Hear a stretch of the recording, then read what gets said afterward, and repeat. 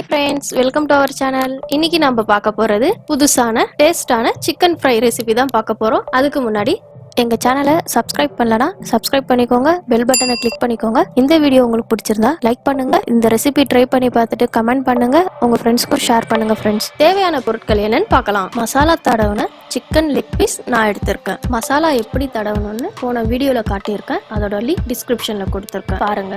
1/2 teaspoon pepper, 25 gram பொட்டுக்கடலை, பச்சை மிளகாய் 2. இப்போ ஒரு மிக்ஸி ஜார் எடுத்துக்கோங்க. அதுல நம்ம எடுத்து வச்சிருந்த பொட்டுக்கடலை, 2 பச்சை மிளகாய், 1/2 டீஸ்பூன் மிளகு சேர்த்து தண்ணி மிக்ஸ் பண்ணாம நல்லா அரைச்சி வச்சுக்கோங்க.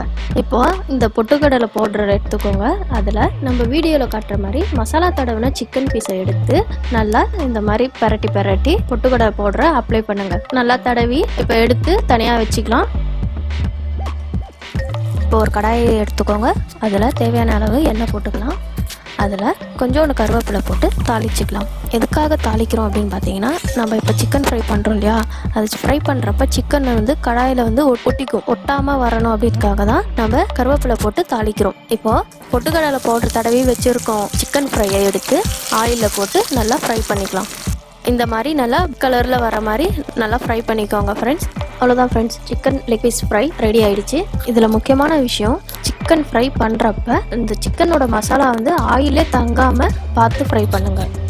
இந்த வீடியோ உங்களுக்கு பிடிச்சிருந்தா லைக் பண்ணுங்கள். இந்த ரெசிபி ட்ரை பண்ணி பார்த்துட்டு கமெண்ட் பண்ணுங்கள், உங்கள் ஃப்ரெண்ட்ஸ்க்கும் ஷேர் பண்ணுங்கள் ஃப்ரெண்ட்ஸ்.